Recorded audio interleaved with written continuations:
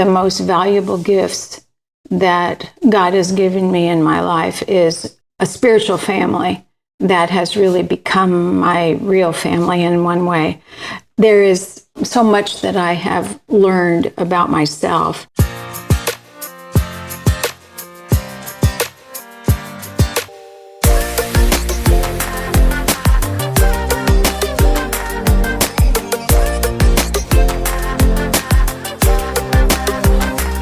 Hello and welcome. Thank you for joining me on the Gift of Need podcast. I'm Jude Trang, author and observer of human needs in society. This podcast seeks to address the overlooked power of human need and how it shapes behavior, relationships, and society. And it's born from the belief that our needs are not burdens, but gifts. My guest today is Robin Stoller. I'm so excited. I am with her here in Tennessee. We have known each other for decades. We met in Santa Barbara where Robin and her husband Roger were working and going to university. John and I were visiting friends there, and they introduced us to Robin and Roger, and we have been friends ever since. Although, interestingly enough, we have never lived in the same state. But Roger and John share a real wonderful and common love for motorcycles, travel, and adventure, which is what they're doing today. And science, they're both scientists, and how it relates to their faith. Robin and I share a love of travel, antiquing, and are foodies. Although there's a significant difference because Robin loves to cook and I don't. But I love to eat, so we're a match made in heaven. Robin, hello. Can you tell us a little bit about yourself? Well, I'm delighted to be here with you, my friend. And to celebrate the occasion, I've actually put on some lipstick. Thank you. Well, you love to cook. I do. I do love to cook. I love to cook for others. I especially love to make people happy with what I make. So you could say it's my love language, cooking for others. And she makes me very happy. John and I love eating Robin's delicious meals. Today, we're going to be discussing resilience, adaptability, and the willingness to change.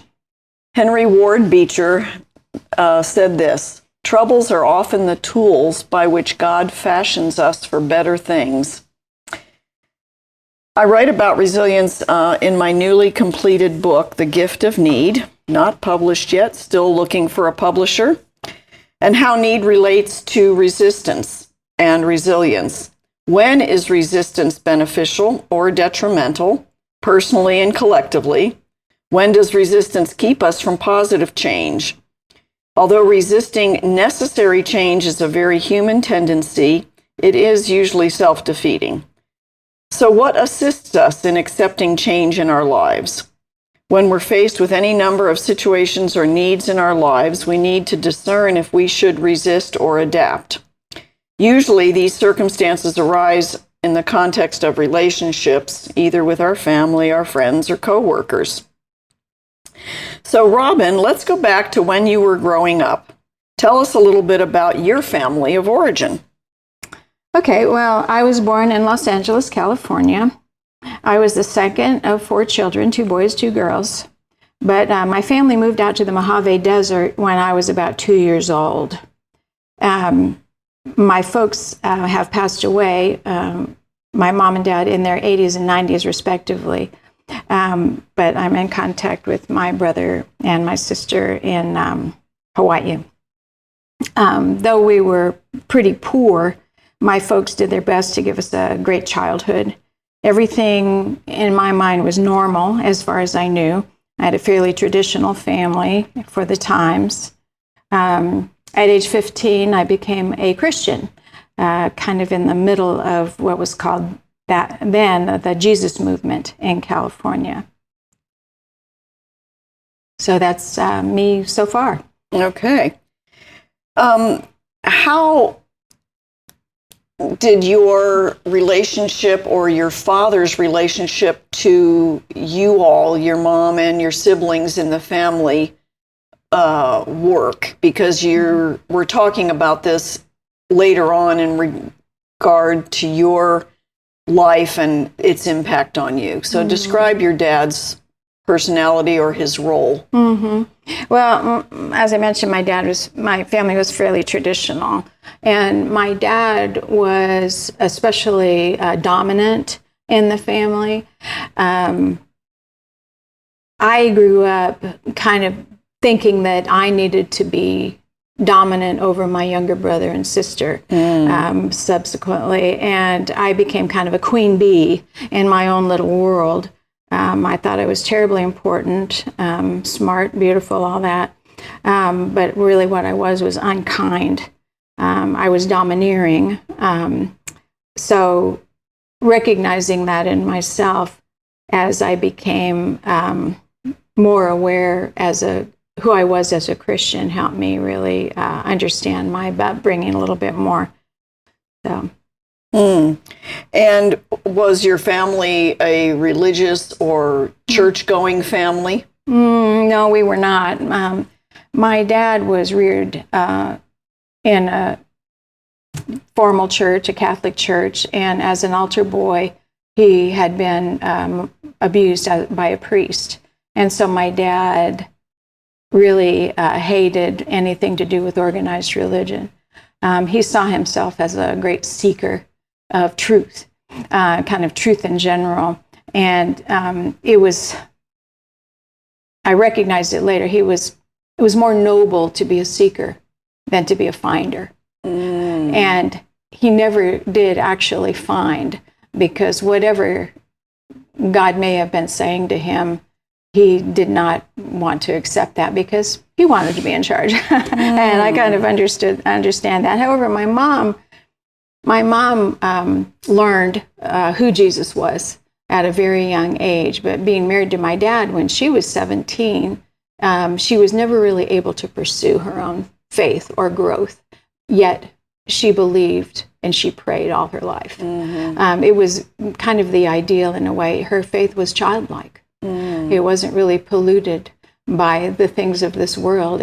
She believed. She loved Jesus, and that's what there was. And so for you, growing up in that spiritual void, what happened in your life? At what age did you become a Christian? Just in brief. Yeah, well, I was 15 when I became a Christian. I went to a Christian concert at my high school, and I knew nothing much about the Bible. All I knew were Bible stories that my grandmother had read to me. When I heard that there was God, that there was a real God, there was a personal God, that Jesus was, was actually real, and I believed that when I heard it. I went home that night as a young high schooler, and I prayed and I said, God, I want to be yours. And that was it. Without knowing I was a sinner, I didn't have any idea I was a sinner. I didn't know that I had to repent of who I was or any of that. I didn't know where to go, what to do, any of that. I just said, God, I want to be yours. And how did your dad respond to that? Well, my dad, having been a seeker of truth, in his mind at least, found it very hard to believe this little girl could have found God when he'd been searching, he said, his whole life for God. He'd been searching for the real God and the real truth all his life. He couldn't quite believe that I had found it in Jesus. Yeah. And so how did that affect the dynamics or the way in which you were raised? You talked about your unkindness to your siblings. What else drew you as you kind of got into Christian community and stuff? Well, I did get into Christian community in a small interdenominational church of people kind of like myself. It was a place where we just loved one another. We said, I love you, sister. I love you, brother. We hugged each other. We shared great things we'd been reading in the scriptures with each other. It was a deep sharing. And I began to realize that in this new Christian family that I was just loving being a part of, I could hug people and tell them I love them, but I'd never done that in my own family. And so one day I just came home and was just in my house. I was getting ready to go out for something, and my mom said, "Okay, be careful. I'll see you later." And I went over and I hugged her and I said, "I love you, Mom." And she was taken aback because I don't think she'd ever heard me say the words. So I hugged her. I said, "I love you, Mom." And she says, well, I love you too. And it began a kind of a cascade in my family where I was able to say, "I love you," and then they would say it back, which was kind of a big thing. Yes. It was a big deal. And so that desire to have that was kind of unrecognized previously. Before I met the Lord and met his people, I didn't really know there was a thing like that I could have myself. So, and it was now being expressed. Yeah, that need for love being expressed that we all have. Every human has it. Yeah, we do. We grow up thinking also what is normal in our family is normal for everyone, right? That's right. That's right. We have anything outside of our own family, our own experience, we think of as weird. That person is weird because they're not like I have experienced before. And we kind of desire to keep things all the same. And we think we've become the master of all there is to know. And then when we get outside of our own family, we realize we know very little, and all we know is this very narrow way of living. Right. And that's the delight, I think, and the terror of parents when their children leave the house and they determine that there's other ways of doing things. Living differently. Yeah. So, for many of our parents, mine like yours, they were born after World War I in the 20s and 30s. They grew up with that depression. That terrible depression, and society was harsh. And also the unhealthy relational skills they learned, like this, never expressing love. I mean, I don't remember my mom and dad every night, saying to us, "I love you," right? I knew they loved us, but I felt loved, but it was not expressed. And the leftover debris from those kind of unhealthy marriages ruined their marriages many times, even though they didn't divorce, their relationships with others. And it's, I think, so different than our expectations now. So in your adult life, Robin, were you able to leave your family dynamics behind and develop strong relationships and communal support? I was, and I see that as one of the most valuable gifts that God has given me in my life is a spiritual family that has really become my real family in one way. There is so much that I have learned about myself in being part of the fellowship of faith that I'm not ashamed to say that I am not the queen bee. I'm not the ruler of my world. I'm not the all-important one who's the, excelling at school and excelling in sports and able to do all kinds of organizational things or excelling in my job or all of that. In the family of faith, I was able to look at myself a lot more honestly than I had previously. And frankly, I'm still looking at myself in a new way, even today, based upon the reading of the scriptures, which I'm devoted to, learning more about myself and about my God every day.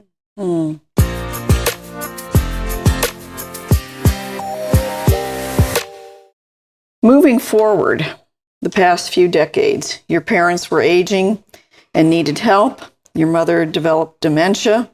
So you moved your parents from California to Tennessee, where they lived close to you and Roger. Did your being involved with them on a daily basis bring up unfinished family business or these dynamics, especially with your dad?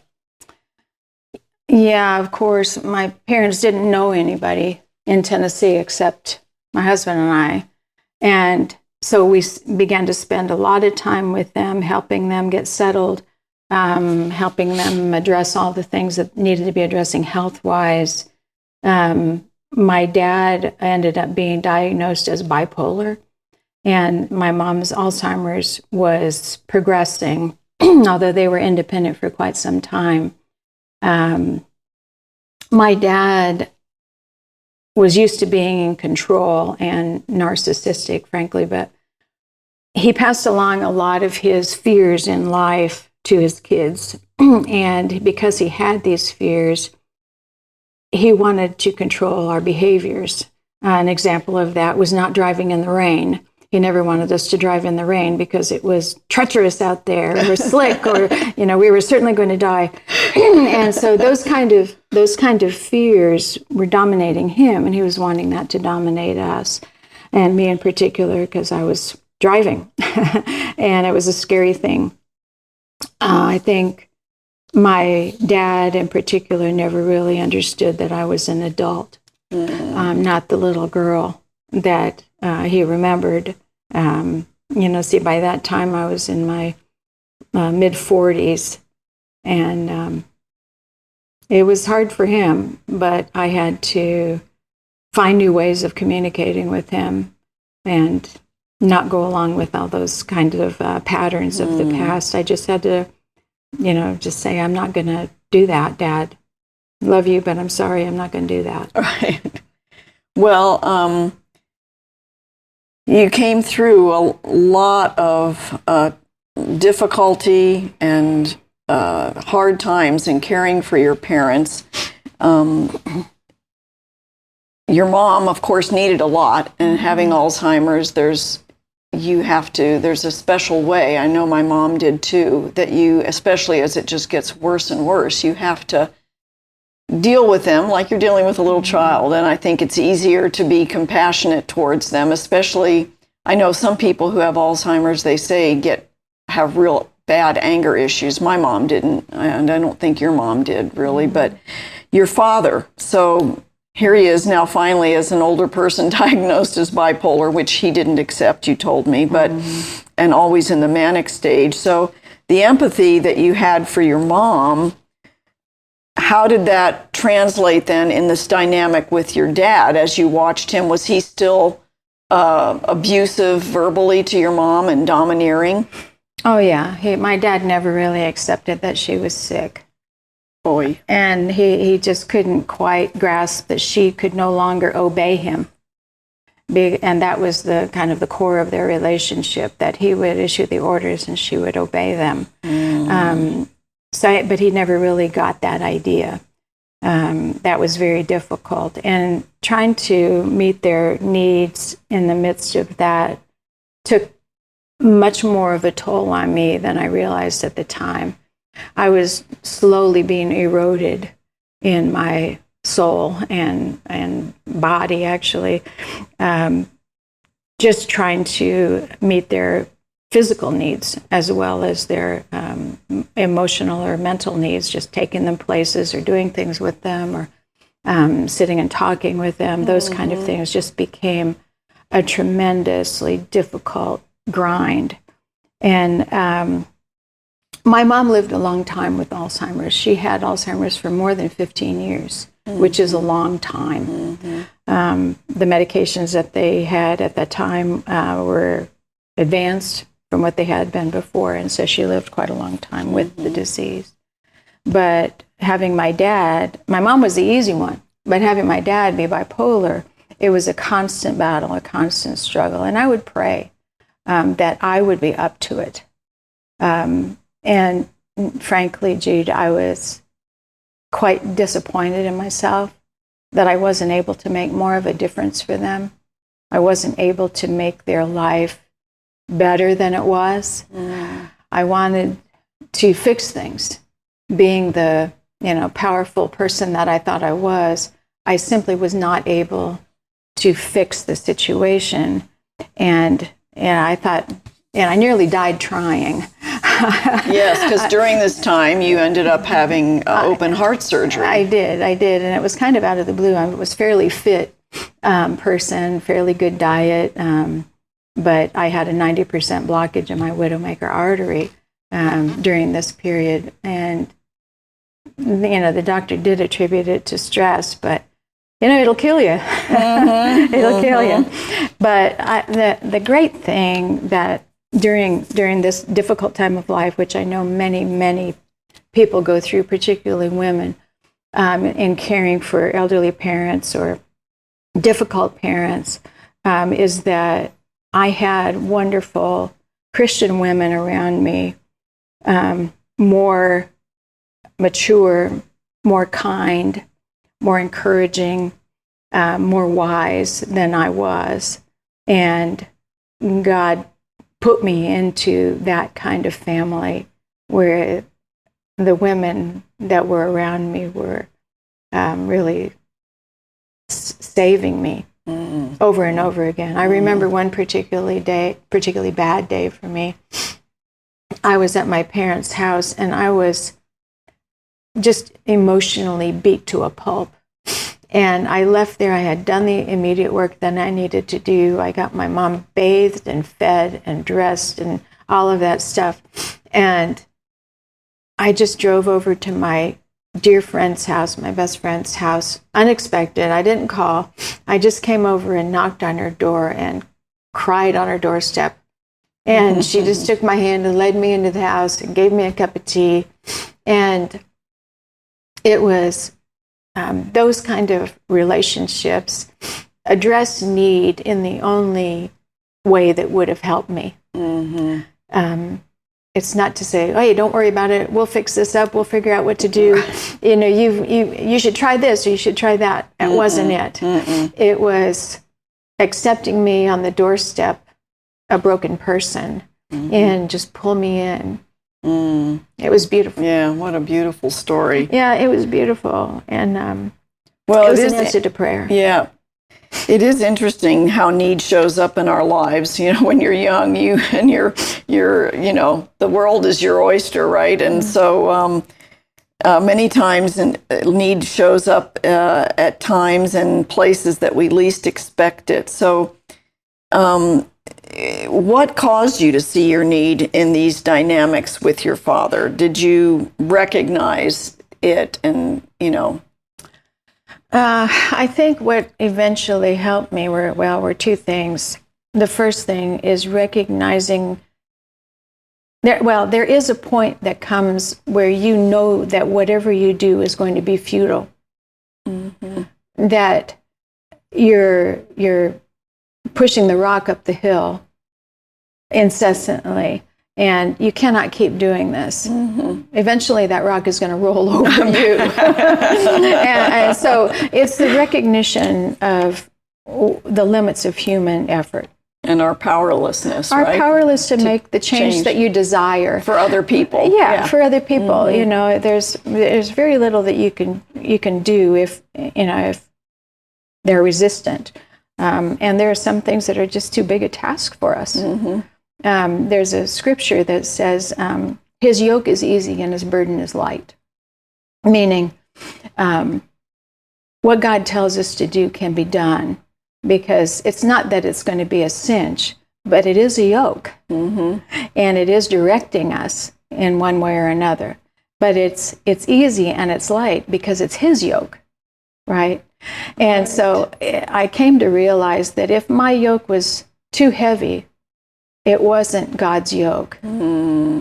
I was putting another yoke on myself or from some other source that was not from God. If it was not going to be easy in a direction that I could see leading somewhere, was going to be easy. So the other part of it, besides recognizing the futility and not knowing, if I have any power in it, was that my husband of more than 50 years is a saint. Most people will not recognize that in him immediately, but it's very difficult to do tasks like that alone. And I don't know that we're designed to do it alone. I know that many people choose it or think it's just fine, but many of us, like me, really need someone to come alongside and bear our burdens with us. And I'm one of those people. And Roger came along when I was out of energy, when I was out of ideas, when I was really at the end of myself. Roger would simply take over. And I would do nothing for a couple of weeks at a time. When I was at the end, he would pick me up in that way. So having that relationship with my man made it possible to, in 2 weeks, pick it up again. Yeah. So that's beautiful. It was a recognized need. The Lord provided these things. They were not something that I was able to conjure. My Christian community of sisters who were praying for me constantly, nor my husband, I could not have chosen well as the Lord provided for me. So it was very good. Yeah, trying to change people. I've done that one a lot in my life. So changing how other people act towards us is clearly out of our control, and you finally get it, some of us a lot later than others. And maybe, I don't know. I don't know that my husband struggled with that as much, and maybe that's because the family he came out of was healthier than mine. Changing how we respond to people is where we make our choices. And in the process of looking back, in seeing things in yourself you didn't like, you made a decision, and the decision to change and grow and to become resilient, even at an age when the wet cement has become pretty well set. So I love that. Can you, that's you've kind of described how you learned resilience through this experience of dire need. I think about, Cicely Tyson once said, challenges make you discover things about yourself that you never really knew. And when you were saying how Roger picked you up, I think about that. A lot of times people think that as people of faith that an angel's going to come down and do it for you, Well, no, actually, how God works is those angels happen to be people, and they tend to be the ones that are using those angelic and beautiful godly qualities to help us. So when you think about this whole experience with your mom and dad, how has your perspective on yourself and life changed when you look at the before 20 years ago and now? How has it changed? I'll answer that with the only sports metaphor that I know and like. And that is that I have learned that I do not have to swing at every pitch. If you're familiar with people who are playing baseball, they frequently go to the batting cage, and there's a machine that throws balls at an interval, and they can count on the next ball coming. And that's kind of how life is. And it was especially coming rapidly during the time of my care for my parents. And the verbal assaults that were coming at me from my dad were like a pitching machine. And I didn't understand eventually that I did not have to swing at every pitch. I did not have to address everything that was said. I did not have to respond to everything that was requested. Right. It was really a limiting of what I could do or should do. So I think that is kind of what I have learned. I think that's the best advice that I would give to anybody that, you don't have to do that. And the truth is, Jude, that I never really want to go back to where I was and choosing anger over a self-righteousness that I felt as I was, trying to deal with my family. Not just in the beginning, but throughout. I was feeling pretty competent, and then I wasn't competent. But I feel that God really has released me from the experience of having to be the fixer. I want to be forgiving, and I don't want to have resentment and anger. I was pretty consumed with anger, and I've been able to let that go. Thank God. It'll kill you. Yep. Boy, I've been there. Well, it sounds like your experience brought with it sorrow and grief, but it's resulted in resilience in the face of new challenges and the ability to offer the gift of compassion and kindness to more people around you that are in need.